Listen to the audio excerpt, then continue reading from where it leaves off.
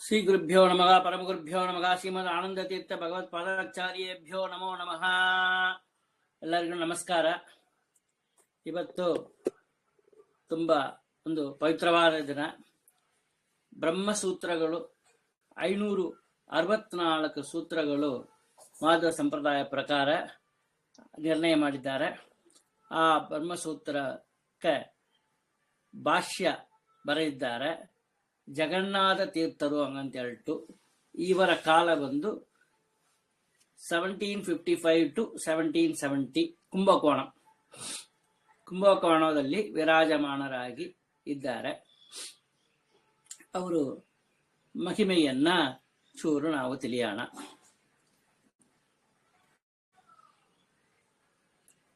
ಓಂ ಓಂ ಓಂ ಅಥಾತೋ ಬ್ರಹ್ಮ ಜಿಜ್ಞಾಸ ಓಂ ತ ಸೂತ್ರ. ಅದಕ್ಕೆ ಮೊದಲೇ ಒಂದು ಓಂ ಹಾಕಬೇಕು ಎಂಬುದನ್ನ ಕನ್ನಡ ಭಾಷ್ಯ ದೀಪಿಕಾ ಗ್ರಂಥದಲ್ಲಿ ತಿಳಿಸಿದ್ದಾರೆ. ಸೊ ದೀಪಿಕಾ ಹಂಗಂದ್ರೆ ಟಾರ್ಚ್ ಲೈಟ್, ಬೆಳಕು, ಪ್ರಜ್ವಲನೆ, ದೀಪದ ಬೆಳಕು, ಲೈಟೋಡ ಬೆಳಕು. ಸೊ ಭಾಷ್ಯ ದೀಪಿಕಾ. ಆ ಭಾಷ್ಯ ನಾವು ತಾನೇ ನಾವೇ ಓದಿಕೊಂಡೇವು ಅಂದ್ರೆ ಬರೀ ಅಂಧಕಾರ ಕತ್ತಲೆ ಇರೋದು. ಅದನ್ನ ಬೆಳಕು ಮಾಡಬೇಕು, ಪ್ರಕಾಶಮಯವಾಗಿ ಮಾಡಬೇಕು, ಜ್ಞಾನ ಸಂಪನ್ನರಾಗಿ ಆಗಬೇಕು. ಹಾಗಂತ ಹೇಳಿದ್ರೆ ಅದಕ್ಕೆ ಒಂದು ಟಾರ್ಚ್ ಲೈಟ್ ಬೇಕು. ಕತ್ತಲೆಯಲ್ಲಿ ನಾವು ನಡೆದ ಒಳಗೂ ಒಂದು ಟಾರ್ಚ್ ಲೈಟ್ ಬೇಕು. ಆವಾಗ ಜ್ಞಾನ ಎಂಬ ಕತ್ತಲೆ ನಮ್ಮ ಹತ್ಲಿ ಇದೆ. ಆವಾಗ ಅದನ್ನ ಬೆಳಕನ್ನ ಒಡೆದು ನಮಗೆ ಅರ್ಥ ಅನುಸಂಧಾನವನ್ನ ಮಾಡ್ಲಿಕ್ಕೋಸ್ಕರ ಆ ಗ್ರಂಥಕ್ಕೆ ಭಾಷ್ಯ ದೀಪಿಕಾ ಹಾಗಂತ ಹೇಳ್ಬಿಟ್ಟು ಹೆಸರನ್ನ ಕೊಟ್ಟಿದ್ದಾರೆ. ಇಂಥ ಒಂದು ಪವಿತ್ರವಾದ ಯತಿಗಳು ಅವರು ಬಂದು ಅವರೋಡ ಹೆಸರು ಜಗನ್ನಾಥ ತೀರ್ಥರು.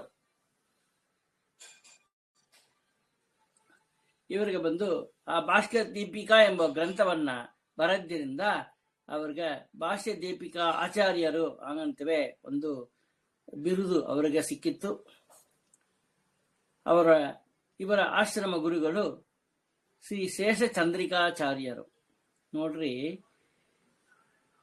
ಚಂದ್ರಿಕಾ ಗ್ರಂಥ ವ್ಯಾಸರಾಜರು ಮಾಡಿದ್ರು, ಚೂರು ಕೊಂಚ ಮಾಡಿಟ್ಟು ಉಳಿದಿದ್ದನ ನಂಗ ಸಮವಾದ ಇನ್ನೊಂದು 13ನೇ ಯತಿಗಳು ಬಂದು ಅದನ್ನ ಬರೆಯೋರು ಹಂಗಂತ ಹೇಳ್ತಾರೆ ವ್ಯಾಸರಾಜರು.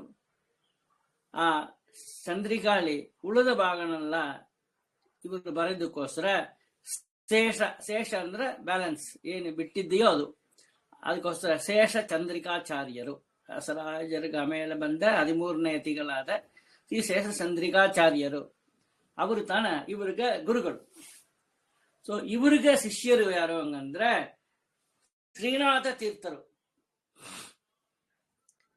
ಇವರು ಹುಟ್ಟಿದ ಜನ್ಮಸ್ಥಳ ಬಂದು ಗೌರಿ ಬಿದನೂರು ಹಂಗಂತ ಹೇಳ್ಬಿಟ್ಟು ಒಂದು ಊರಿದೆ ಕರ್ನಾಟಕದಲ್ಲಿ, ಗೌರಿ ಬಿದನೂರು. ಸೊ ಇವರ ಬೃಂದಾವನ ಕುಂಭಕೋಣದಲ್ಲಿ ಬಿಗ್ ಸ್ಟ್ರೀಟ್ ಅಂತ ಇದೆ, ಅಲ್ಲಿ ಇದೆ. ಆ ಸಲಹೆಗೆ ಬೇಕಾದ ಎಲ್ಲ ಇದನ್ನು ಜಾಗನೂ ಅಂಗಡಿಯವರೆಲ್ಲ ತಗೊಂಡು ಅದನ್ನ ಒಂದನ್ನು ಬಾಡಿಗೆಯನ್ನು ಕೊಳ್ಳಂಗ ಒಂದನ್ನು ಕೊಳ್ಳಂಗ ಎಲ್ಲ ಬಂದು ಇದು ಮಾಡ್ತಾಳೆ ಇದ್ರು, ಅರಾಜಕ ಮಾಡ್ತಾ ಇದ್ರು. ಅದಕ್ಕೆ ಮೇಲೆ ನಮ್ಮ ಭಗವಂತನ ಗೋಪಾಲಕೃಷ್ಣನ ಪರಿಪೂರ್ಣ ಅನುಗ್ರಹ, ಜ್ಞಾನ ಸಂಪನ್ನರಾದ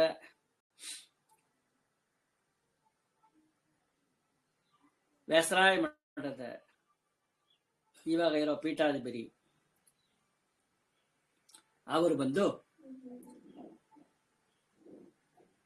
ಎಲ್ಲಾತ್ರನು ಕೋರ್ಟು ಕೇಸು ಎಲ್ಲ ಹಾಕಿ ಪೊಲೀಸರೆಲ್ಲ ಇಟ್ಕೊಂಡು ಎಲ್ಲಾತ್ರನು ಕಂಪ್ಲೀಟ್ ಡಿಮಾಲಿಷ್ ಮಾಡಿ ಈಗ ಬಂದು ತಮಿಳುನಾಡಲ್ಲಿ ಬಂದು ಒಂದು ಟೀಮ್, ದೊಡ್ಡ ಟೀಮ್. ಆ ಟೀಮ್ ಬಂದು ಅಚೀವ್ ಮಾಡಲಾಂಗ ಕೆಲಸವೇ ಇಲ್ಲ ಅಂತ ಒಂದು ಟೀಮ್ ಯಾವ ಪ್ರತಿಫಲನೂ ಎದುರು ನೋಡ್ಲಾಂಗ ಸರ್ವಿಸ್ ಮಾಡೋ ಒಂದು team SVM Tamil Nadu, Shri Vyasaraja Math Tamil Nadu team. ಅದಕ್ಕೆ ಟೀಮ್ ಟೀಮ್ ವರ್ಕ್, ಯಾವುದನ್ನು ತನಿಯಾಗಿ ಮಾಡೋ ಟೀಮ್ ವರ್ಕ್. ಆ ಟೀಮ್ಗೆ ಒಂದು ಒಳ್ಳೆ ನೇತೃತ್ವವನ್ನು ಸಿಕ್ಕಿದೆ. ಅವರ ನೇತೃತ್ವದಲ್ಲಿ ಆ ಟೀಮ್ ಬಂದು ಬಹಳ ಚೆನ್ನಾಗಿ ಅದನ್ನ ಮಾಡ್ತಾ ಇದ್ದಾರೆ. ಇವಾಗ ಫೆಬ್ರವರಿಯಲ್ಲಿ ಕುಂಭಾಭಿಷೇಕ ಮಾಡೋಣ ಅಂತ ಪ್ರಯತ್ನ ಮಾಡ್ತಾ ಇದ್ದಾರೆ. ಮುಗಿದಿರೋದು. ಈ ಜಗನ್ನಾಥ ತೀರ್ಥರ ಒಂದು ಚರಮ ಶ್ಲೋಕ. ಈ ಚರಮ ಶ್ಲೋಕ ಹಂಗಂದ್ರೆ ಏನಂದ್ರೆ, ಈಗ ಒಂದು ಯತಿಗಳಿದ್ದಾರೆ. ಆ ಯತಿಗಳು ಬಂದು ಕಾಲದ ಕಡ್ಡಾಯದಿಂದ ಅವರ ಆಯುಷು ಮುಡಿಯುವ ತರುವಾಯದಲ್ಲಿ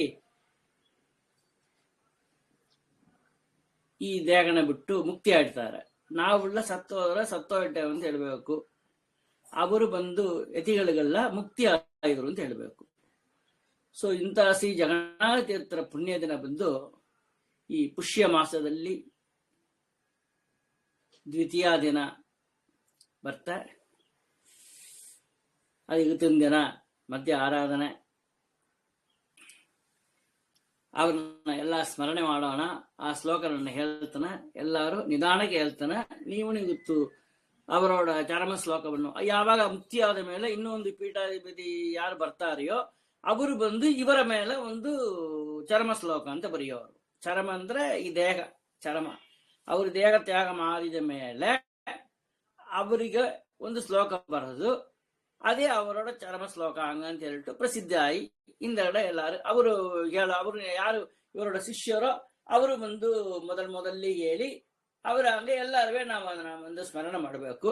ಇವತ್ತಿನ ದಿನ ಈ ಜಗನ್ನಾಥ ತೀರ್ಥರ ಪುಣ್ಯ ದಿನವಾನ ಮಧ್ಯ ಆರಾಧನೆ ದಿನ, ಭಾಷ್ಯ ದೀಪಿಕಾ ಆರಾಧನೆ ದಿನದಲ್ಲಿ ಅವರೋಡ ಚರಮ ಶ್ಲೋಕವನ್ನು 108 ಬಾರಿ ಹೇಳಿದರೆ ಯಥಾಶಕ್ತಿ ಇಲ್ಲ 10 ಸಾರ್ತಿ ಹೇಳ್ರಿ, 20 ಸಾರ್ತಿ ಹೇಳ್ರಿ, ಎಷ್ಟು ಮುಗಿತೀಯೋ ಅಷ್ಟು ಅಂತ ಮಾರಿ ಹೇಳಿದ್ರಿ ಅಂದ್ರೆ ನಮಗೆ ಅನಂತ ಫಲ ಆ ಗುರುಗಳು ಅನುಗ್ರಹ ಮಾಡ್ತಾರೆ. ಭಾತೃಣ ಮುಖ್ಯ ಪ್ರಾಣ ದೇವರು ಅನುಗ್ರಹ ಮಾಡ್ತಾರೆ, ವ್ಯಾಸರಾಜನ ಅನುಗ್ರಹ ಮಾಡ್ತಾರೆ, ಪರಮಾತ್ಮ ಶ್ರೀಹರಿ ಅನುಗ್ರಹ ಮಾಡ್ತಾನ. ಈ ಚರಮ ಶ್ಲೋಕ ಎಂಬುದು ಹಿಂಗದೆ: ವಿದ್ವತ್ ಪಂಕಜ ಮಾರ್ತಾಂಡಗ ವಾದಿ ಮತ್ತ ಇಬ ಕೇಸರಿ ಜಗನ್ನಾಥ ಗುರುರ್ ಭೂಯಾತ್ ಜ್ಯಾಯಸೇ ಶ್ರೇಯಸೇ ಮಮ. ವಿದ್ವತ್ ಪಂಕಜ ಮಾರ್ಥಾಂಡ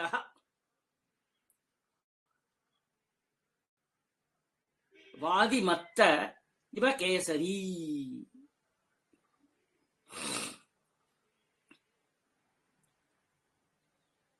ಜಗನ್ನಾಥ ಗುರು ಭೂಯಾತ್ ಜಾಯಸೆ ಶ್ರೇಯಸೇ ಮಮ. ವಿದ್ವತ್ ಪಂಕಜ ಮಾರ್ತಾಂಡ ವಾದಿ ಮತ್ತ ಇವ ಕೇಸರಿ. ಜಗನ್ನಾಥ ಗುರು ಭೂಯಾತ್ ಜಾಯಸೆ ಶ್ರೇಯಸೇ ಮಮ. 3 ಸತಿ ಹೇಳಿಬಿಟ್ಟೆ, ಉಪದೇಶ ಮಾಡಿದಂಗೆ ಆಯಿತು. ಎಲ್ಲರೂ ನೀವು ನಿಮ್ಮ ಮನೆಯಲ್ಲಿ ಸ್ಮರಣೆ ಮಾಡುವಂದು. ಭಾಷ್ಯ ದೀಪಿಕಾ ಅಂಗಮ ಒಂದು ಗ್ರಂಥ ಬರೆದಿದ್ದಾರೆ. ಯಾಕೆ ಆಮೇಲೆ ಸೂತ್ರ ದೀಪಿಕಾ ಎಂಬ ಒಂದು ಗ್ರಂಥವನ್ನು ಕೂಡ ಅವರು ಬರೆದಿದ್ದಾರೆ.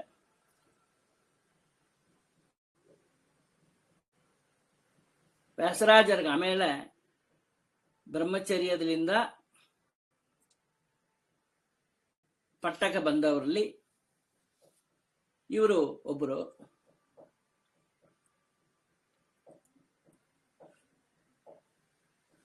ಬ್ರಹ್ಮಚಾರಿ ಆಶ್ರಮದಿಂದ ಮದುವೆ ಮಾಡಿಕೊಂಡು ಹೆಂಡತಿ ಮಕ್ಕಳನ್ನ ತ್ಯಾಗ ಮಾಡಿ ಅದಕ್ಕೆ ಮೇಲೆ ಪಟ್ಟಕ್ಕೆ ಬರಲ್ಲ ಇವರು.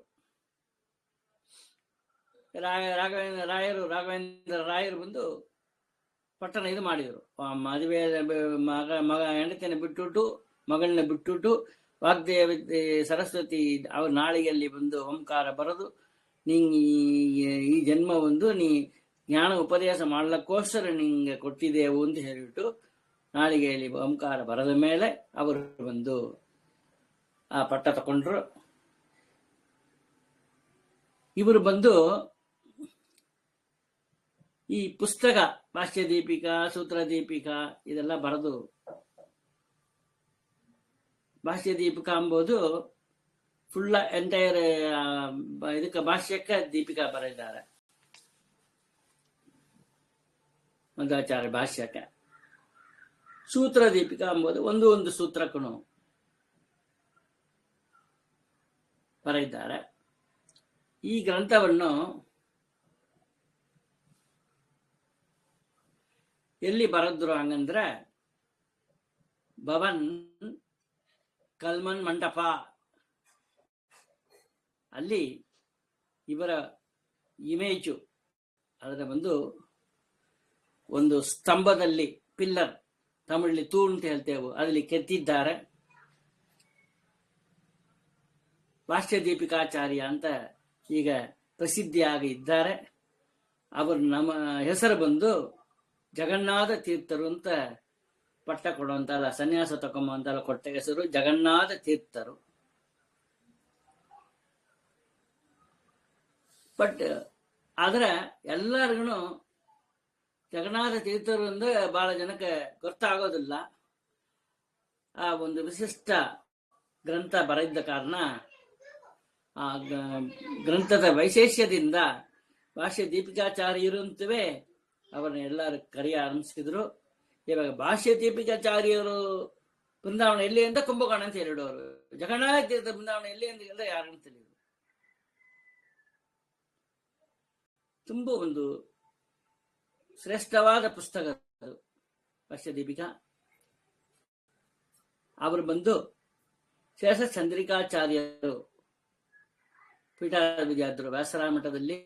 ಅವರ ಹತ್ರ 30 ವರ್ಷ ಅಧ್ಯಯನ ಮಾಡಿ ಪಾಠಗಳನ್ನೆಲ್ಲ ಕಲಿದಿದ್ದಾರೆ. ಅವರೋಡ ಒಂದು ಮಾಹಿತಿ, ಬ್ರೇವರಿ ಅಂತ ಹೇಳುವ ಒಂದು ಬ್ರೇವರಿ, ತುಂಬಾ ಒಂದು ಪವರ್ಫುಲ್ ಮೈಟಿ ಪರ್ಸನ್ ಅಂತ ಮಾಡಿ ಒಂದು ಸಮಯದಲ್ಲಿ ಈ ತುರುಕರು ಅಂತ ಹೇಳ್ತಾರಲ್ವಾ, ಆ ತುರುಷ್ಟ ಸೈನಿಕರುಗಳೆಲ್ಲ ಯಾವಾಗ ಮಠದಲ್ಲಿ ಎಲ್ಲ ಬಂದು ಬಂಗಾರ ಬೆಳ್ಳಿ ಎಲ್ಲ ವಿಗ್ರಹಗಳು ಎಲ್ಲ ಇರ್ತಾರೆ, ಅದನ್ನೆಲ್ಲ ಲೂಟ್ ಮಾಡ್ಲಿಕ್ಕೋಸ್ಕರ ದರೋಡೆ ಮಾಡೋದು ಅಂತ ಹೇಳೋರು, ದರೋಡೆಕಾರರು. ಆ ತುರುಕ್ಷ ಸೈನಿಕರು ಸೋಲ್ಜರ್ಸ್ ಎಲ್ಲ ಬಂದು ಜಗಳಕ್ಕೆ ಬಂದ್ರು. ಆವಾಗ ಇವರು ದೇವರ ಪೆಟ್ಟಿಗೆ ಅವ್ರ ಹೋಗಬಾರದು, ಅವರು ಕಳ್ಳತನ ಮಾಡ್ಲಿಕ್ಕೆ ಬಿಡಬಾರದು ಹಂಗಂತ ಹೇಳ್ಬಿಟ್ಟು ಇವರೆಲ್ಲ ಬಡಿದಿದ್ದಾರೆ, ಅವರ ಪೆಟ್ಟು ಕೊಟ್ಟಿದ್ದಾರೆ, ಒಳ್ಳೆ ಜೋರ ಪೆಟ್ಟೆಲ್ಲ ಕೊಟ್ಟಿದ್ದಾರೆ. ದೇವರ ಪೆಟ್ಟಿಗೆ ಅವ್ರ ಕೈನ ಮುಟ್ಟು ಕೂಡುದು ಹಂಗಂದ್ರೆ ಒಂದು ನಿರ್ಧಾರ ಮಾಡಿಕೊಂಡು ಆ ದೇವರ ಪೆಟ್ಟಿಗೆನ ಇಡುವಳಿ ಕಟ್ಟಿಂಡು ಆ ಕಾವೇರಿ ನದಿಯಲ್ಲಿ 20 ಕಿಲೋಮೀಟರು, ಸಾಧಾರಣ ಮನುಷ್ಯರಿಂದ ಒಂದು ಪೆಟ್ಟಿಗೆ ಬರೀದ ಸ್ವಿಮ್ ಮಾಡೋದೇ ಕಷ್ಟ.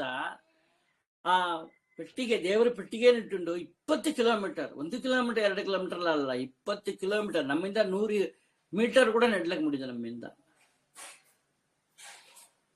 ಅಂತ ಮಾರಿ ಅದನ್ನ ನೀಚಲ್ ಹೊಡೆದು ಈಜು ಮಾಡಿ ತನ್ನನ್ನು ಕಾಪಾಡಿಕೊಂಡು ಆ ದೇವರ ಪೆಟ್ಟಿಗೆಯನ್ನು ಕಾಪಾಡಿದ್ರು. ಅದಕ್ಕೆ ಮೇಲೆ ಇನ್ನೊಂದು ಮಾಹಿತಿ ಅವರದು, ಇನ್ನೊಂದು ಸಮಯದಲ್ಲಿ ಅಲ್ಲಿ ಬಂದು ಅವ್ರಿಗೇನ್ ಮಾಡ್ತಾರಂದ್ರ ಒಂದು ಮಾವಿನ ಗಿಡ, ಇದೇ ಮಾರಿ ಇನ್ನೊಂದು ಸರ್ತಿ ಆ ಸೈನಿಕರುಗಳೆಲ್ಲ ತುರುಕ್ಷ ಸೈನಿಕರುಗಳೆಲ್ಲ ಇವನ್ನ ಜಗಳ ಅಟ್ಯಾಕ್ ಮಾಡ್ಲಕ್ ಬಂದ್ರು, ಹೊಡೆದ್ರು, ಏನೇನೋ ಮಾಡಿದ್ರು. ಆಗ ಆ ನರಸಿಂಹದೇವ್ರನ್ನ ಇವರು ಪ್ರಾರ್ಥನೆ ಮಾಡಿಕೊಂಡ್ರು. ಮಾಡ್ಕೊಂಡೋಡ್ತ ಆ ಗಿಡದ ಮಧ್ಯದಲ್ಲಿ ನರಸಿಂಹದೇವರು ಪ್ರತ್ಯಕ್ಷವಾಗಿ ಇವರಿಗೆ ಕಾಣಿಸಿದರು. ಅದನ್ನ ಬಂದು ತನ್ನ ಭಾಷ್ಯ ದೀಪಿಕಾ ಎಂಬ ಗ್ರಂಥದಲ್ಲಿ ಅವರು ಬಂದು ಅದನ್ನ ಉಲ್ಲೇಖನ ಮಾಡಿದ್ದಾರೆ. ಆಮ್ರಸ್ತಂಭಾತ್ ಸಮಾಗತ್ಸ ತಾಮ್ರ ತುಂಡಾನ್ ನಿಹತ್ಯಯ ನಮ್ರಂ ನೌಮಿ ಜಗನ್ನಾಥಂ ತಾಮ್ರೋಪಾತ್ತಂ ನೃಕೇಸರಿ. ಆಮ್ರಸ್ತಂಭಾತ್, ಆಮ್ರ ಅಂದ್ರೆ ಮಾವಿನ ಗಿಡ, ಆಮ್ರಸ್ತಂಭಾತ್ ಆ ಗಿಡನ ಎಲ್ಲರ ಒಡಕೊಂಡು ಹೆಂಗ ನರಸಿಂಹ ರೂಪ ಬರೀ ಸ್ತಂಭದಲ್ಲಿ ಬಂದ್ರೋ ಅದೇ ಮಾರಿ ಪ್ರತ್ಯಕ್ಷವಾಗಿ ಆ ಮಾವಿನ ಗಿಡ ಒಡೆದು ಎರಡು ಭಾಗವಾಗಿ ಸೀಳಿಕೊಂಡು ಆಮ್ರಸ್ತಂಭಾತ್ ಸಮಾಗತ್ಸ ಸಮ್ಯಕ್ ಆಗತ್ಸ ತಾಮ್ರತುಂಡಾನ್ ನಿಹತ್ಯೇಯ ನಮ್ರಂ ನೌಮಿ ಜಗನ್ನಾಥಂ. ವಿನಯದಿಂದ ನಮಸ್ಕಾರ ಮಾಡ್ತಾನೆ ಜಗನ್ನಾಥಂ. ತಾಮ್ರೋಪಾತ್ತಂ ನೃಕೇಸರಿ, ನರಸಿಂಹ ನರಹರಿ ರೂಪ, ನರ ಮನುಷ್ಯ ಅದೇ ಮಾದಿರಿ ಹೆಂಗ ಬಂದರೋ ಅದೇ ರೀತಿಯಲ್ಲಿ ಅವರು ಬಂದರು ಹಂಗಂಬ ಮಾಹಿತಿಯನ್ನು ಕೂಡ ನಾವು ತಕೊಂಬೋಣ. ಇದರಲ್ಲಿ ಬಂದು ಇನ್ನೂ ಒಂದು ಮುಖ್ಯವಾದ ವಿಷಯ ಏನು ಹಂಗಂತ ಹೇಳಿದ್ರೆ, ಅವರು ಬಂದು ಗಾಲವ ಋಷಿ ಅಂತ ಒಂದು ಋಷಿ ಇತ್ತು. ಆ ಗಾಲವ ಋಷಿಯೋಡ ಇನ್ನೊಂದು ಅವತಾರವೇ ಈ ಜಗನ್ನಾಥ ತೀರ್ಥರು, ಭಾಷ್ಯ ದೀಪಿಕಾಚಾರ್ಯರು ಹಾಗಂತ ಹೇಳ್ಬಿಟ್ಟು ನಾವು ತಿಳಿಬೇಕು. ಅದು ಉಲ್ಲೇಖನ ಆಗಿದೆ. ಇವರು ಬಂದು ಅಸಹಾಯ ಮಠ ಪರಂಬದಲ್ಲಿ ಬಹಳ ಜನಗಳು ಬಂದು ಫೇಮಸ್ ಆಗಿದ್ದಾರೆ ಪ್ರಾಬಲ್ಯವಾಗಿ. ಅಂತ ಮಾರಿ ಇವ್ರನ್ನು ಒನ್ ಎಮಂಗ್ ದಮ್, ಇವರು ಒಬ್ರು ಅಂತ ಮಾರಿ ಮಹಿಮಾಪೇತರಾದ ಯತಿಗಳಲ್ಲಿ, ಅಸರಾಯ ಪರಮಠ ಯತಿಗಳಲ್ಲಿ ಅವರು ಬಂದು ಬ್ರಹ್ಮಚರ್ಯದಿಂದ ಡೈರೆಕ್ಟ್ ಆಗಿ ಪೀಠಕ್ಕೆ ಬಂದರು ವ್ಯಾಸರಾಜರಿಗೆ. ಆಮೇಲೆ ಅವರ ಗೋತ್ರ ಎಲ್ಲ ಹೆಮ್ಮೆ ಪಡುವ ಒಂದು ಯಾರೆಲ್ಲ ಕೌಂಡಿನ್ಯ ಗೋತ್ರವು, ಇವರ ಗೋತ್ರ ಬಂದು ಕೌಂಡಿನ್ಯ ಗೋತ್ರ. ಅವರೋಡ ಕುಟುಂಬಕ್ಕೆ ಒಂದು ಹೆಸರು ಇದೆ, ಶಾಸ್ತಿಕ ವಂಶ, ತಂಗಡಿ ಫ್ಯಾಮಿಲಿ ಅಂತ ಹೇಳೋರು. ಶಾಸ್ತಿಕ ವಂಶ ತಂಗಡಿ ಫ್ಯಾಮಿಲಿ ಅಂತ ಹೇಳೋರು, ತಂಗಡಿ ಕುಟುಂಬ ಅಂತ. ಅವರ ಒಂದು ಮೂಲ ಊರು ಯಾವುದು ಅಂದ್ರೆ ವಾರಾವಣಿ ವಿಲೇಜ್ ಹಂಗಂತ ಹೇಳ್ತಾರೆ. ವಾರಾವಣಿ ಎಂಬ ಒಂದು ಗ್ರಾಮ, ಚಿಕ್ಕ ಗ್ರಾಮ. ಅದು ಒಂದು ಪಿನಾಕಿನಿ ಉತ್ತರ ಭಾಗದಲ್ಲಿ ಇರೋ ಪಿನಾಕಿನಿ ನದಿಯ ತಡದಲ್ಲಿ ಗೌರಿಬಿದನೂರು ತಾಲೂಕಿನಲ್ಲಿ ಕೋಲಾರ ಡಿಸ್ಟಿಕ್ ಬರ್ತದು. ಅಲ್ಲಿ ಅವರ ಜನ್ಮ ಹುಟ್ಟಿದ ಇದು ಸ್ಥಳ. ಇಲ್ಲಿ ಇವರ ಹಿರಿಯರು ತಂಗಡಿ ಆಚಾರ್ಯ ಹಂಗಂತ ಹೇಳಿಟ್ಟು ತುಂಬ ಒಂದು ಪ್ರಸಿದ್ಧವಾದ ವಿದ್ವಾಂಸರು. ಅವರು ಬಂದು ಅದ್ವೈತಿ ಜನಗಳನ್ನ ವಾದದಲ್ಲಿ ಗೆದ್ದು ಒಂದು ಜಯಸ್ತಂಭವನ್ನು, ದೇವರಾಯಣ ದುರ್ಗ ಅನ್ನೋ ಒಂದು ಬೆಟ್ಟ ಇದೆ, ಅಲ್ಲಿ ಅಮ್ಮನವರಿದ್ದಾರೆ.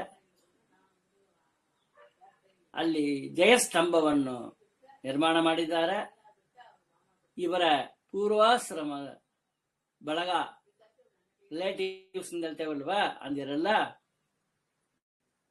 ವಾರಾವಣಿ ಎಂಬ ಆ ಗ್ರಾಮದಲ್ಲಿ ಅಲ್ಲಿನೂ ದೊಡ್ಡಬಳ್ಳಾಪುರ ಅನ್ನೋ ಒಂದು ಊರು ಇದೆ, ದೊಡ್ಡಬಳ್ಳಾಪುರ ಅಂತ, ದೊಡ್ಡಬಳ್ಳಾಪುರ. ಅಲ್ಲಿ ಇನ್ನೂ ಅವರೋಡ ವಂಶದಲ್ಲಿ ಬಂದದವರು ಇನ್ನು ವಾಸ ಮಾಡ್ತಾಳೆ ಇದ್ದಾರೆ.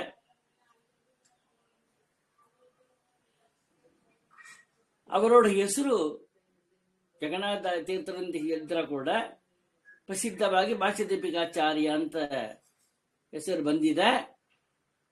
ಭಾಷ್ಯದೀಪಿಕಾ ಗ್ರಂಥ, ಸೂತ್ರದೀಪಿಕಾ ಎಂಬ 2 ಗ್ರಂಥವನ್ನು ಅವರು ಮಾಡಿದ್ದಕ್ಕೋಸ್ಕರ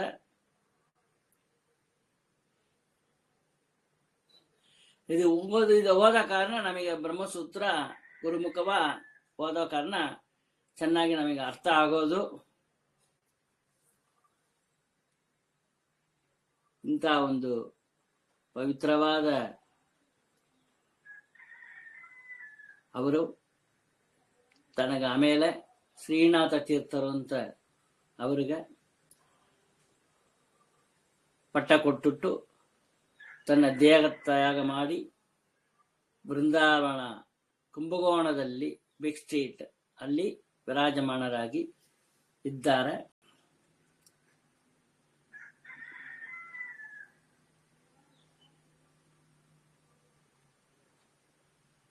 ಅವರು ಬಂದು ವಿದ್ವಾನ್, ಒಳ್ಳೆ ವಿದ್ವಾಂಸರು, ತಪಸ್ವಿ. ಅದು ಮಾತ್ರ ಅಲ್ಲ, ಅಂದ್ರೆ ಒಳ್ಳೆ ವೈರಾಗ್ಯಶಾಲಿ. ವೈರಾಗ್ಯ ಅಂತ ಇಂಥ ವೈರಾಗ್ಯ ಅಲ್ಲ. ಆ ದೇವ್ರ ಪಟ್ಟಿಗೆ ಎಷ್ಟು ವೆಯ್ಟ್ ಆರೋದು ಅದನ್ನ ಬಂದು ಇಳಿವಿಳಿ ತುಂಡು ಹಾಕಿಂಡು ಕಟ್ಟಿಂಡು ಉತ್ತರಿಯನ್ನು ಹಾಕಿ ಅದನ್ನ ಕಟ್ಟಿಂಡು ಆ ವೆಯ್ಟ್ ಕೂಡ ಅವರು ಬಂದು ಈಜು ಮಾಡಿ ಸ್ವಿಮ್ ಮಾಡಿ 20 ಕಿಲೋಮೀಟರ್ ಬಂದಿದ್ದಾರಂದ್ರೆ ಅಸಗಾಯ ಸೂರರು. ಜ್ಞಾನದಲ್ಲಿ ಸೂರರು, ಬಲಿಷ್ಠತನದಲ್ಲಿನೂ ಸೂರರು. ಅಂತ ಒಂದು ಮಹಿಮೆ ಅವ್ರಿಗೆ ಇದೆ.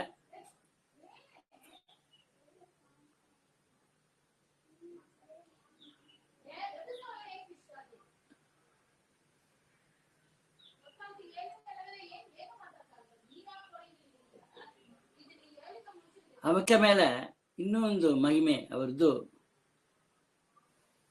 ಈ ಜಗನ್ನಾಥ ತೀರ್ಥರ ಬಂದು ಭಾಷ್ಯದೀಪಿಕಾಚಾರ್ಯರು ಭಾಷ್ಯದೀಪಿಕಾ ಗ್ರಂಥನ ಬರೆದರು.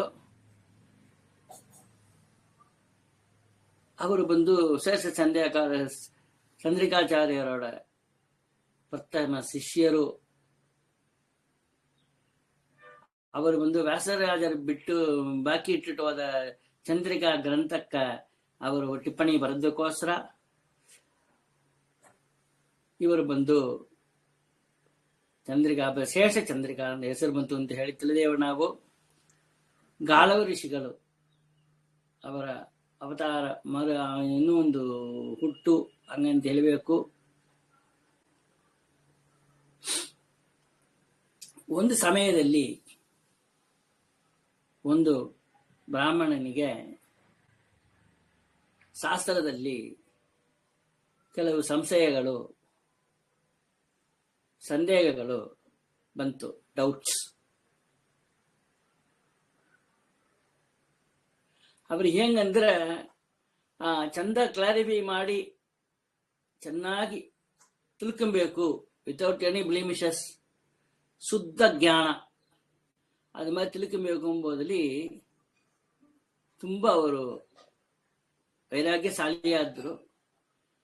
ಅದು ಇನ್ನು ತಿಳ್ಕೊಬೇಕು, ಇನ್ನೂ ಹಸುವಾತ ತಿಂತೇ ಉಳ್ಳವ ಅಂತ ಮರಿ ಅಪಟೈಟ್ ಅಂತ ಹೇಳ್ತಾರೆ. ಅಂತ ಮಾದರಿ ಅವರು ಒಂದು ಆ ಜ್ಞಾನದ ಹಸು ಯಾರು ಏನು ಕ್ಲಾರಿಫೈ ಮಾಡಿದ್ರೂ ಅವರು ಬಂದು ಅವರ ಸಂಶಯ ಬಂದು ಪರಿಪೂರ್ಣ ಆಗಲವೇ ಅಲ್ಲ. ಆಗ ಒಂದು ಸ್ವಪ್ನ ಬರ್ತದೆ. ಆ ಸ್ವಪ್ನದಲ್ಲಿ ನಿನ್ನ ಸಂಶಯಕ್ಕೆಲ್ಲ ಸರಿಯಾದ ಉತ್ತರ ಬೇಕು ಹಂಗಂದ್ರ ಗಾಳವ ಋಷಿಗಳು ಇದ್ದಾರಲ್ಲವ, ಅವರು ಒಬ್ಬರಿಂದ ತಾನ ಸಾಧ್ಯ, ಬೇರೆ ಯಾರಿಗೂ ಸಾಧ್ಯ ಅದಲ್ಲ ಹಂಗಂತ ಹೇಳ್ತಾರೆ. ಮರುದಿನ ಆ ಭಾಷ್ಯದೀಪಿಕಾಚಾರ್ಯರು ಅವರು ವಾಸ ಮಾಡೋ ಆ ಮಠಕ್ಕೆ ಬರ್ತಾರೆ. ಆ ಬ್ರಾಹ್ಮಣ ಬಂದು ತಂದೆಯ ಪ್ರಶ್ನೆ ಮಾಡ್ತಾರೆ. ಭಾಷ್ಯದೀಪಿಕಾಚಾರ್ಯರು ಬಂದು ಅವರು ಪ್ರಶ್ನೆ ಮಾಡಿದ ಎಲ್ಲಾ ಪ್ರಶ್ನೆಗೂ ಆಲ್ ದ ಕ್ವಶನ್ಸ್, ಅದಕ್ಕೆಲ್ಲ ಉತ್ತರ ಕೊಡ್ತಾರೆ. ಹೇಳಿಟ್ಟು ಆ ಬ್ರಾಹ್ಮಣ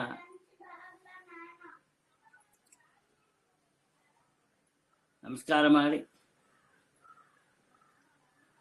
ಅವರು ಬಂದವರು ಸಾಕ್ಷಾತ್ ಗಾಳವ ಋಷಿಗಳೇ, ನಂಗೆ ಸ್ವಪ್ನದಲ್ಲಿ ಬಂದು ಗಾಳವ ಋಷಿಗಳು ತಾನು ನಿನ್ನ ಪ್ರಶ್ನೆಗೆಲ್ಲ ಉತ್ತರ ಕೊಡ್ಲಕ್ಕ ಸಮಾನರು, ಸಮರ್ಥರು ಹಂಗಂತ ಹೇಳಿದರು. ನಿನ್ನ ರಾತ್ರಿ ಯುಗುತ್ತಷ್ಟುಗಳು ಉತ್ತರ ಕೊಟ್ಟಿದ್ದಾರೆ. ಹಾಗಾಗಿ ಈಸ್ ನನ್ ಅದರ್ ದನ್ ಗಾಳವ ಋಷಿಗಳು ಅಂತ ಹೇಳ್ತು ಸಾಷ್ಟಾಂಗ ದಂಡಾಕಾರವಾಗಿ ನಮಸ್ಕಾರ ಮಾಡ್ತಾರೆ.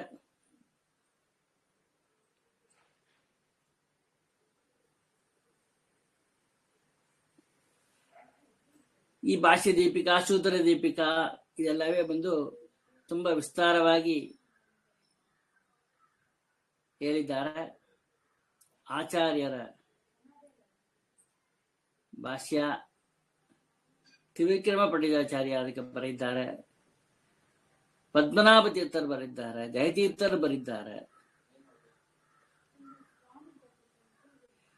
ಈ ಒಂದು ಕಷ್ಟವಾದ ಒಂದು ಸಬ್ಜೆಕ್ಟ್ ಇದು, ಅದನ್ನ ಸುಲಭವಾಗಿ ಸುಲಲಿತವಾಗಿ ನಾವು ತಿಳ್ಕೊಂಬೋದಕ್ಕೆ ಈ ಭಾಷ್ಯ ದೀಪಿಕಾ ಚಾರ್ಯ ಮಾಡಿದ ಆ ಕೋಟಿಂಗ್ಸು, ರೆಫರೆನ್ಸು ಅದೆಲ್ಲ ಕೊಟ್ಟು ನಮಗೆ ಸುಲಭವಾಗಿ ಅರ್ಥ ಆಗಂಗ ನಮಗೆ ಮಾಡಿದ್ದಾರೆ. ಇಂಥ ಭಾಷ್ಯ ದೀಪಿಕಾಚಾರ್ಯರ ಗ್ರಂಥಗಳು ನಮ್ಮ ಮಧ್ವ ಶಾಸ್ತ್ರದಲ್ಲಿ ತುಂಬ ಒಂದು ಮಕುಟ ಇಟ್ಟಂಗ ರತ್ನ.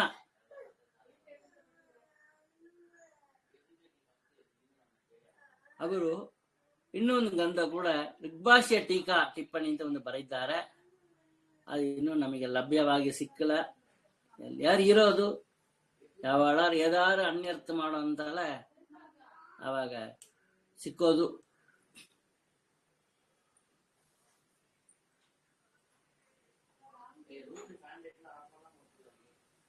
ಈ ಕಲ್ಮಂಡಪಂ ಅಂತೇಳ್ಬಿಟ್ಟು ಭವಾನಿ ಈರೋಡ್ ಹತ್ರ ಭವಾನಿನ ಒಂದು ಊರು ಇದೆ. ಅಲ್ಲಿ ತಾನ ಆ ದೇಹಸ್ತಂಭದಲ್ಲಿ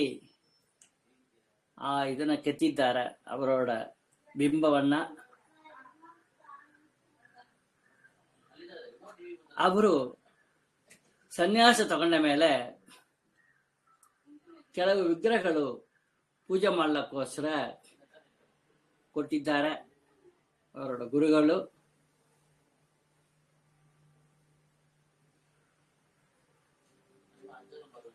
ಆಗ ತಿರುಗಣು ಸೈನಿಕರುಗಳು ಕಳ್ಳತನ ಮಾಡ್ಲಕ್ಕ, ದರೋಡೆ ಮಾಡ್ಲಕ್ಕ ಬಂದ ಸಮಯದಲ್ಲಿ ಕಾವೇರಿ ಇದು ಮಾಡಿ ಈಜು ಮಾಡಿ ಕರ್ಕೊಂಡು ಹೋದ್ರು ಅಂತ ಹೇಳಿದರು. ಹಿಂಗ ಅವರು ಆ ಪೆಟ್ಟಿಗೆಯನ್ನ ರಕ್ಷಣೆ ಮಾಡ್ಲಕ್ಕೋಸ್ಕರ ಈಜು ಮಾಡಿ ಹೋಗಂತಲ್ಲ, ಸ್ವಿಮ್ ಮಾಡಿ ಹೋಗಂತಲ್ಲ, ಅವರಿಗೆ ಪೆಟ್ಟು ತಾಕಿಡ್ತು. ಒಂದು ಬೆಟ್ಟಲ್ಲಿ ಪೆಟ್ಟು ತಾಕಿಡ್ತು, ಒಂದು ಬೆಟ್ಟು ಕೊಂಚ ಕಟ್ಟಾಯಿಡ್ತು. ಸೊ ನಮ್ಮ ಸಂಪ್ರದಾಯ ಪ್ರಕಾರ ಸನ್ಯಾಸಿಗೆ ಒಂದು ಏನಾದ್ರು ಅಂಗಹೀನ ಆಯ್ತು ಹಂಗಂತ ಹೇಳಿದ್ರೆ ಅದಕ್ಕೆ ಆಮೇಲೆ ಅವ್ರಿಗೊಂದು ಪೂಜೆ ಮಾಡ್ಲಕ್ಕ ಅವ್ರಿಗೆ ಎಲಿಜಿಬಿಲಿಟಿ ಹೋಯ್ತ. ಆ ಸಂಸ್ಥಾನ ದೇವ್ರಿಗೆ ಪೂಜೆ ಮಾಡ್ಲಕ್ಕ ಅವ್ರಿಗೆ ರೈಟ್ಸ್ ಹೋಯ್ತ, ಈ ಅನ್ಫಿಟ್ ಹಂಗಂತ ಆಯ್ತ. ಆಗ ಅವ್ರ ಗುರುಗಳು ಹೇಳ್ತಾರೆ, ನಂಗೆ இந்த மாதிரி ಅಂಗಹೀನ ಆಯ್ತು, ಈಜು ಮಾಡಿ ನಾವು ದೇವ್ರ ಪೆಟ್ಟಿಗೆಯನ್ನು ಕಾಪಾಡಬೇಕೋಸ್ಕರ ಹೋದ ಸಮಯದಲ್ಲಿ ನಾ ಇನ್ನೊಮ್ಮೆ ಉತ್ತರಾಧಿಕಾರಿಯ ಇರ್ಲಾರೆ, ಇಲ್ಲಿ ಪೀಠಾಧಿಪತಿಯ ಇರ್ಲಾರೆ, ನಾನು ನಂಗೆ ಇದು ತೀರ್ಥರೇ ಬೇಡ, ನಾ ಸಾಧಾರಣ ಲೌಕಿಕ ಮನುಷ್ಯನಾಗಿಡ್ತೇನೆ ಹಂಗಂತ ಹೇಳಿಟ್ಟು ಹೇಳ್ತಾರೆ, ಶೇಷಚಂದ್ರಿಕಾಚಾರ್ಯರಿಗೆ ಇಷ್ಟವೇ ಇಲ್ಲ, ಅವರು ಒಪ್ಪಲವೇ ಇಲ್ಲ. ಅವರು ಆಗ ಆ ಶೇಷಚಂದ್ರಿಕಾಚಾರ್ಯರು ಒಂದು ಮಂಟಪವನ್ನು ಜಗನ್ನಾಥ ತೀರ್ಥರಿಗೋಸ್ಕರ ಬಾಬಾಣಿ ಎಂಬ ಸಲೆಯಲ್ಲಿ ಅನುಷ್ಠಾನ ಮಾಡ್ಲಿಕ್ಕೋಸ್ಕರ ಕಟ್ಟಿಕೊಡ್ತಾರೆ. ಒಂದು ದಿನ ರಾತ್ರಿ ಶೇಷಚಂದ್ರಿಕಾಚಾರ್ಯರು ಆ ಮಂಟಪನ್ನ ದಾಟಿಂಡು ಹೋತಾರೆ. ಆಗ ಆ ಜಗನ್ನಾಥ ತೀರ್ಥರು ಓಡ್ತಾ ಇರ್ತಾರೆ, ನಿದ್ದೆ ಮಾಡ್ತಾ ಇರ್ತಾರೆ. ಆಗ ನಿದ್ದೆ ಮಾಡೋಂತಲ್ಲ ಕೈಲಿ ಏನೋ ಒಂದು ಗ್ರಂಥ ಬರೆದಿದ್ದಾರೆ. ಒಂದು ಆ ಕಾಲದಲ್ಲಿ ಓಲೆಯಲ್ಲಿ ಇಷ್ಟೇ ಬರೆದಿರೋರು ಮ್ಯಾನುಸ್ಕ್ರಿಪ್ಟ್, ಅದನ್ನ ಒಂದು ಕೈಲಿ ಹಿಡ್ಕೊಂಡಿದ್ದಾರೆ. ಶೇಷಚಂದ್ರಿಕಾಚಾರ್ಯರು ಏನ್ ಮಾಡ್ತಾರೆ, ಅವರು ನಿದ್ದೆಗೆ ಡಿಸ್ಟರ್ಬೆನ್ಸ್ ಮಾಡ್ಲಾಂಗ, ಅವು ಕುಂದನು ಆಗಲಾಂಗ ಅವ್ರ ನಿದ್ದೆಗೆ ಆ ಓಲೆನ ಬಂದು ಮೆಲ್ಲಗ ನಿಧಾನಕ ಅವ್ರ ಕೈಯಿಂದ ಚಂದ ಗಟ್ಟಿಯಾಗಿ ಹಿಡ್ಕೊಂಡು ಮಲಗಿದ್ದಾರೆ. ಅವರು ಅವ್ರ ನಿದ್ದೆ ಕೆಡ್ಲಾಂಗ ಲಾಗುವ ಅದನ್ನ ತೆಗೆದರು, ಆಮೇಲೆ ಓದಿದ್ರು. ಆಶ್ಚರ್ಯ ಆಯ್ತು. ಆ ಜಗನ್ನಾಥ ದಾಸ್ ತೀರ್ಥರು ಬರೆದಿದ್ದ ಆ ವಾಕ್ಯಗಳನ್ನ ನೋಡಿದ್ರೆ ಅತಿ ಆಶ್ಚರ್ಯ ಆಯ್ತು ಅಂತ. ಆ ಗ್ರಂಥ ತಾನ ಭಾಷ್ಯದೀಪಿಕಾ. ಶೇಷಚಂದ್ರಿಕಾಚಾರ್ಯರು ಬಂದು ತುಂಬಾ ಅವನ್ನ ಹೊಗಳಿ, ಶಬಾಸ್ ಶಬಾಸ್, ತುಂಬಾ ಚೆನ್ನಾಗಿ ಮಾಡಿದ್ದೀಪ. ಇದೇನು ನಿಮ್ ಕೈಗೆ ಬಂತು? ನೀನ್ ರಾತ್ರಿ ನಿದ್ದೆ ಮಾಡ್ತಾ ಇದ್ದೀಪ, ನಿನ್ ಕೈನ ನಾನು ಕೈದು ಓದಿದೆ, ಬಹಳ ಚಂದ ಇದೆ.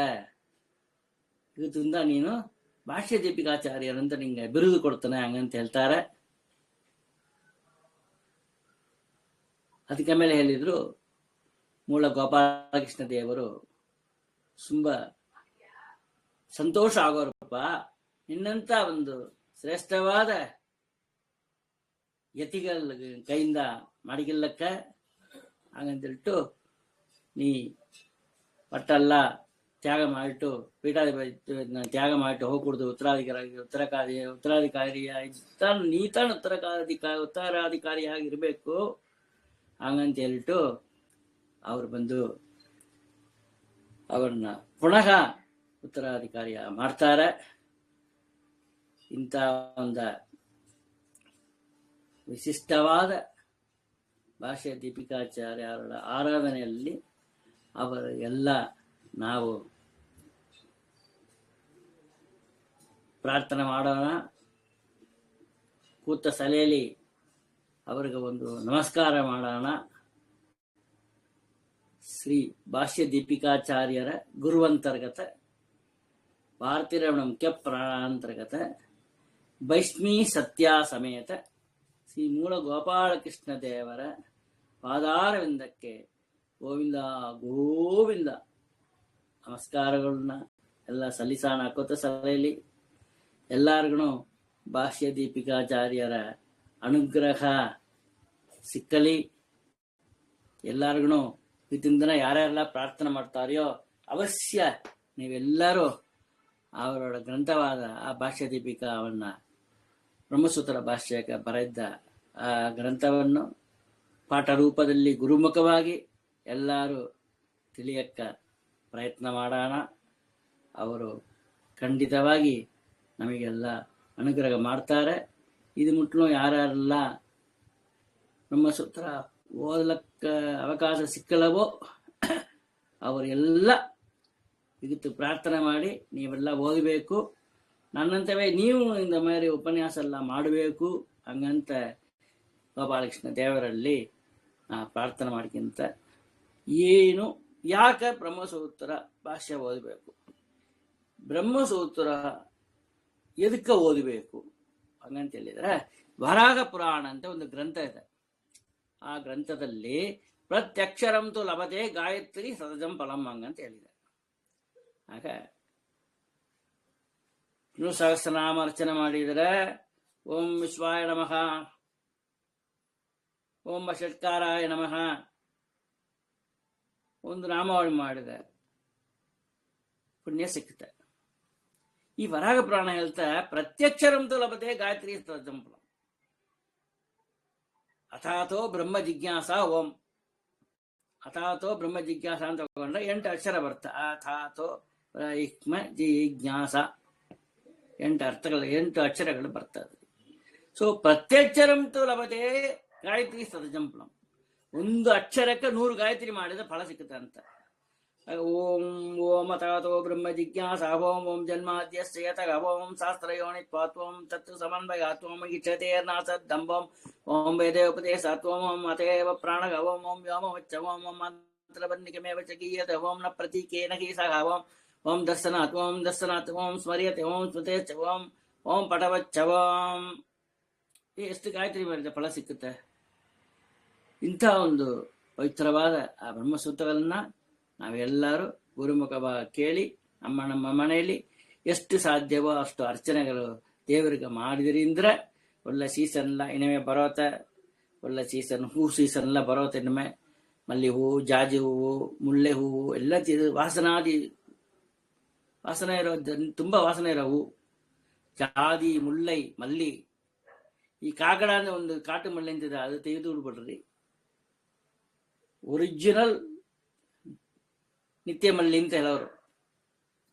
ಆ ಮಲ್ಲಿ ಹೂವನ್ನ ತೆಗೆದು ಬ್ರಹ್ಮಸೂತ್ರ ಮಾಡಿ ಅರ್ಚನೆ ಮಾಡಿದ್ರಿ ಅಂದ್ರೆ ಏನು ತಾನು ಸಿಕ್ಕುದು? ಮೋಕ್ಷವೇ ಸಿಕ್ಕುದು ಅಂತ ಹೇಳಿದ ಚಕ್ರ ಏನ್ ಸಿಕ್ಕುದು ಹೇಳ್ರಿ? ಎಲ್ಲ ಸಿಕ್ಕೋದು. ಅಂತ ಒಂದು ಪವಿತ್ರವಾದ ಒಂದು ಬ್ರಹ್ಮಸೂತ್ರ. ಇದನ್ನ ಎಲ್ಲ ಪ್ರಾರ್ಥನೆ ಮಾಡಿಕೊಂಡು ಎಲ್ಲರೂ ಓದಾಣ. ನೀವು ಮಾಡೋ ಉಪನ್ಯಾಸನ ನಾ ಕೇಳಬೇಕು ನನ್ನ ಮನೆಯಲ್ಲಿ ಕೂತ್ಕೊಂಡು ಯೂಟ್ಯೂಬ್ಲಿ. ಅದೇ ರೀತಿಯಲ್ಲಿ ನಿಮ್ಮನ್ನ ನೀವು ತಯಾರಿ ಮಾಡಿಕೊಳ್ಳ್ರಿ. ಖಂಡಿತ ಇವತ್ತು ಬೇಡಿಕೆಂದ್ರೆ ಅವಶ್ಯ ಮಾಡ್ತಾರೆ.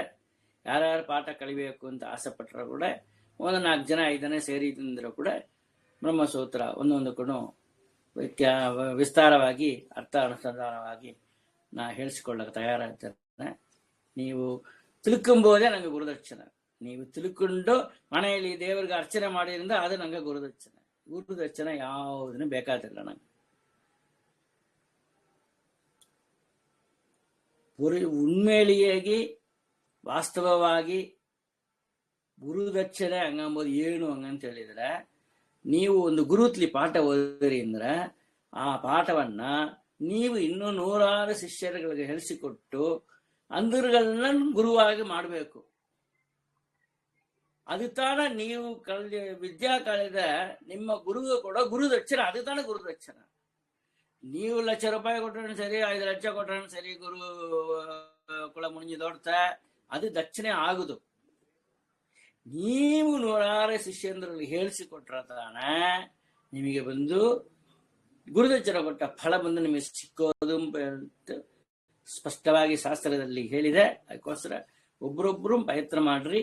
ಒಬ್ರೊಬ್ರು ನಾವು ಜ್ಞಾನ ಪಡೆದೆ ನಂಗೆ ಮೋಕ್ಷ ಸಾಕು ಅಂತ ಹೇಳಿದ್ರೆ ನಿಮಗೆ ಮೋಕ್ಷ ಸಿಕ್ಕಲಾರದು.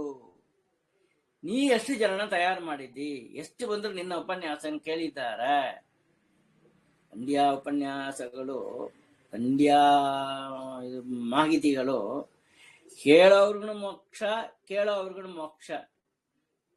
ಹೇಳ್ರಿ ಅಂತ ಹೇಳ್ತಾರಲ್ವ, ಅವ್ರಿಗೂ ಮೋಕ್ಷ ಅಂತ. ಮಠ ಇದೆ, ಮಠದಲ್ಲಿ ಒಬ್ಬರು ಇದ್ದಾರೆ, ನಮ್ಮನ್ನ ಕರೆದು ಆಚಾರ್ಯ ಈ ಸಬ್ಜೆಕ್ಟ್ ನೀವು ಉಪನ್ಯಾಸ ಮಾಡ್ತೀರಿ ಅಂತ ಹೇಳ್ತಾರೆ. ಅವರು ನಮ್ಮನ್ನ ಆಹ್ವಾನ ಮಾಡ್ರಿ ಅಂತ ಹೇಳ್ತಾರೆ. ನಮಗೆ ಅವರು ಇನ್ಫಾರ್ಮೇಶನ್ ಯಾರು ಕೊಟ್ಟರು ಮಾಡು ಅಂತ ಹೇಳಿಟ್ಟು ಆ ಮಠದ ಮ್ಯಾನೇಜರು, ಇಲ್ಲ ನೀವು ಉತ್ತರಾಧಿಕಾರಿ, ಆ ಬ್ರಾಂಚ್ ಇನ್ಚಾರ್ಜು, ಆ ಊರುಗಳ ಮಠಾಧಿಕಾರಿ ಯಾರೋ ಒಬ್ರು ಹೇಳ್ತಾರೆ. ಸೊ ಅವ್ರಿಗೂ ಪುಣ್ಯ ಉಂಟು. ನೀವು ಹೋಗಿ ಹೇಳೋ ಕಾರಣ ನಿಮಗೂ ಪುಣ್ಯ ಉಂಟು. ನಿಮಗೆ ಹೇಳೋದ್ರೆ ಎಷ್ಟು ಜನ ಕೇಳ್ತಾರೆ ಅವ್ರಿಗೂ ಪುಣ್ಯ ಉಂಟು. ಸೊ ಮೂರು ಮಂದಿಗಳಿಗೂ ಜನರನ್ನು 100 ಸಾವಿರಾರು ಜನಗಳು ಅದು ಹೋಗಿ ತಲುಪಬೇಕು, ಸೇರಬೇಕು ಉದ್ದೇಶದಿಂದ ನೀವು ಆತ್ಮಾರ್ಥವಾಗಿ ಪಾಠ ಓದಬೇಕು. ನಾನು ಪಾಠ ಓದಿದೆ ಅಂತ ಹೆಮ್ಮೆಗೆ ಹೇಳಿಸಿಕೊಳ್ಳೋಕ್ಕೋಸ್ಕರ ಇರಬಾರದು. ನೀವು ಪಾಠ ಓದಿದ್ರಿ ಅಂದ್ರೆ ಬೇರೆ ಯಾರು ನಿಮ್ಮನ್ನ ಒಂದು ಸಂದೇಹ ಕಳೆದ್ರು ಅಂದ್ರೆ ಅದನ್ನ ಪರಿಹಾರ ಮಾಡಬೇಕು. ತಿಳಿಸಿ ನೀವು ಅದು ಓದ್ತಾ ಇರ್ಬೇಕು. ನೀವು 4 ಜನಕ್ಕೆ ಹೇಳಿಸಿಕೊಟ್ರೆ ಅದು ಅಧ್ಯಯನ. ಸ್ವಾಧ್ಯಾಯ ಪ್ರವಚನಾಯ. ಸ್ವಾಧ್ಯಾಯ ಮೊದಲು ನೀವು ಯಾವ ಇದನ್ನು ದೋಷನೂ ಇಲ್ಲಂಗ ತಪ್ಪು ಇಲ್ಲಂಗ ತಿಳ್ಕೊಬೇಕು. ಸ್ವಾಧ್ಯಾಯ ಪ್ರವಚನಾಯ ಉಪನಿಷತ್ತು ಬರ್ತಲ್ಲ, ಅದು ನಮ್ಮ ಡ್ಯೂಟಿ, ಕರ್ತವ್ಯ. ಎಲ್ಲಾರು ಜಗನ್ನಾಥ ತೀರ್ಥದಲ್ಲಿ ಪ್ರಾರ್ಥನೆ ಮಾಡಿಕೊಂಡು ಬರೋ ವರ್ಷ ಸನ್ನಿಧಾನಕ್ಕೆ ಕುಂಭಕೋಣಕ್ಕೆ ಹೋಗಿ ಆರಾಧನೆಯಲ್ಲಿ ಭಾಗವಹಿಸೋಣ ಅಂತ ಭಾಗ್ಯವನ್ನು ನಮಗೆ ಸಿಕ್ಕಲಿ. ಆಗ ಹೊಸ ಹೊಸ ಮುಖವನ್ನ ನಾವು ನೋಡಬೇಕು. ಇಷ್ಟು ಜನ ಈ 1 ವರ್ಷದಲ್ಲಿ ಓದಿಟ್ಟು ಇಲ್ಲಿ ಬಂದಿದ್ರಿಲ್ಲ, ವಾರ್ಷಿಕ ಓದಿಟ್ಟು ಅಂತ ಹೇಳಿಟ್ಟು ನಂಗೆ ಆಶ್ಚರ್ಯ ಆಗಬೇಕು. ಅದೇ ರೀತಿಯಲ್ಲಿ ಎಲ್ಲರೂ ಪ್ರಯತ್ನ ಮಾಡ್ರಿ. ದೇವರೆಲ್ಲರಿಗೂ ಒಳ್ಳೇದು ಮಾಡಲಿ. ಸರ್ವಂ ಶ್ರೀ ಕೃಷ್ಣಾರ್ಪಣಮಸ್ತು.